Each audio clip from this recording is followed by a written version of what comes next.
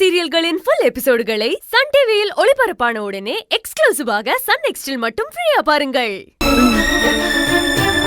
சங்கரி, என்னாச்சு?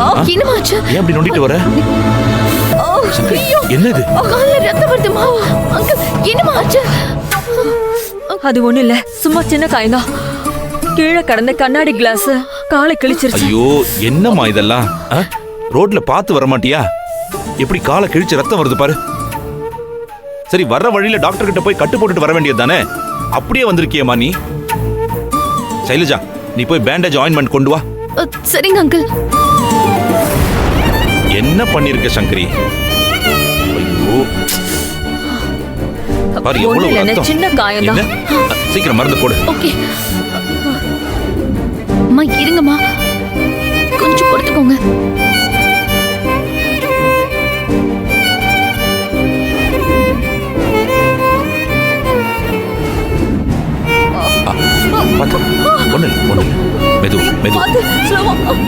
என்னம்மா நீ? அப்படி எங்கதான் போன நீ? நான் அந்த சரஸ்வதி வீட்டுக்கு அருவிய சங்கரி, சைலஜா, சரி சரி, நீ இது உள்ள கொண்டு போய் வச்சுட்டு நீ போய் உன் வேலையை பாரு. சரி அங்கிள்.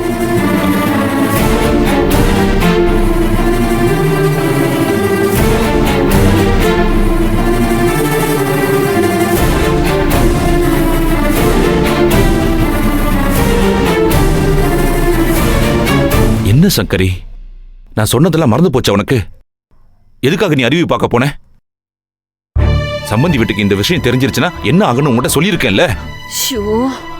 நான் சொன்னதையும் மீறி நீ கிளம்பி போயிருக்கேன்னா உன் மனசுல என்ன நினைச்சிட்டு இருக்க நீ? அண்ணே, தயவு செஞ்சு என்ன தப்பா நினைக்காதீங்க. நான் சத்தியமா சத்தியத்தெல்லாம் மீற மாட்டேன். கண்டிப்பா அருவியோட அம்மா நான் தான்னு எந்த சூழ்நிலையிலையும் காட்டிக்க மாட்டேனே. நான் எதுக்கு போனேன்னா, என்னால அருவியை பார்க்காம ஒரு நிமிஷம் கூட இருக்க முடியலண்ணே.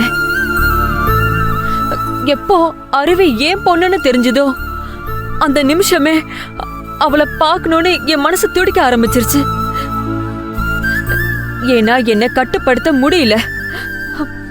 நான் என்னன்னே பண்ணுவேன்? இங்க பாருங்கண்ணே, இத்தனை வருஷமும் அவதான் என் பொண்ணுன்னு தெரியாமலே நான் இருந்துட்டேன். எத்தனையோ தடவை அவ கூட எனக்கு பேசுற வாய்ப்பு கிடைச்சும் நான் அதை அனுபவிக்கவே இல்லையே. எனக்குதான் அவ யாருங்கிற விஷயமே தெரியாதே. அவ ஒரு அனாதைன்னு நினைச்சேன். இப்போ அவதான் என் பொண்ணுன்னு தெரிஞ்சதுக்கு அப்புறமும் நான் எப்படி அவளை பார்க்காம இருக்க முடியும்? சொல்லுங்கண்ணே. சங்கரி, உன் நிலைமை எனக்கு புரியுது. நான் என்ன பண்ண முடியும்? நீ மட்டும் அந்த காலத்துல என் பேச்ச கேட்டு கொஞ்சம் பொறுமையா இருந்திருந்தீனா உனக்கு இன்னைக்கு இந்த நிலைமை வந்திருக்குமா? உன் வாழ்க்கையே வேற மாதிரி இருந்திருக்கும்ல. நீயும் மத்தவங்க மாதிரி உன் குழந்தையோட சந்தோஷமா இருந்திருப்ப. என்ன செய்யறது, எல்லாம் விதி. சரி, போனது போகட்டும். இனிமேலாவது கொஞ்சம் பொறுமையா இரு. இந்த விஷயம் சம்பந்தி அம்மா குடும்பத்துக்கு தெரிஞ்சிச்சுன்னா பெரிய குழப்பமாயிடுமா? அருவி உன்னுடைய பொண்ணுன்னு தெரிஞ்சா அப்புறம் அருவி அந்த குடும்பத்துல எப்படிமா ஏத்துப்பாங்க? அருவியோட வாழ்க்கையே கேள்விக்குறி ஆயிடாதா? இங்க பாரு, அதனாலதான் சொல்றேன், இப்ப நீ ரொம்ப கவனமா இருக்கணும். இப்ப கூட அங்க என்ன நடந்துச்சுன்னு எனக்கு தெரியாது. சொல்லுமா, சொல்லு. அங்க யாராவது உன்னை பார்த்தாங்களா? இல்லண்ணே. எதுக்கு வந்தேன்னு ஏதாவது கேட்டாங்களா? நீ என்ன சொல்லிட்டு இங்க வந்த? ஐயோ அண்ணே, நான் யாரும் பார்க்காத மாதிரி தான் நான் மறைஞ்சு அருவியை பார்த்தேன். அவ பாத்திர கூடாதுன்னு பதட்டத்துல ஓடி வந்தேன். ஒளிஞ்சுக்கும் போதுதான் இப்படி என் கால் கண்ணாடி கிழிச்சு இப்படி ரத்தம் வந்துருச்சு.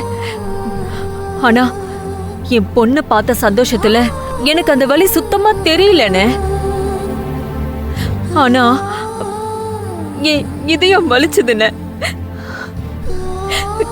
என் பொண்ணு என் எதிரி சரஸ்வதி வீட்டுல இருக்கும்போது அத பார்த்துட்டு என் இதயம் ஒரு நிமிஷம் நொறுங்கிடுச்சுன்னு. இங்க பாருங்கண்ணே, அவ ஏன் ரத்தம்? அவ சரஸ்வதிக்கு சேவை செய்யறத பார்க்கும்போது என்னால ஜீர்ணிச்சுக்கவே முடியலண்ணே. என் புருஷனை கொன்னவ அந்த சரஸ்வதி. அவ அப்பாவை கொன்னவ அவதான்னு தெரியாம அவ கால்ல போய் விழுந்து கிடக்குறானே என் பொண்ணு. சங்கரி, ஏன் பொண்ணு நான் இப்படி ஒரு நிலைமையிலயா பார்க்கணும்? சங்கரி, வருத்தப்படாத. இப்பதானே உனக்கே உண்மை தெரியும். அருவிக்கு எதுவுமே தெரியாதேம்மா. பாவம்மா, அவ என்னதான் பண்ணுவா?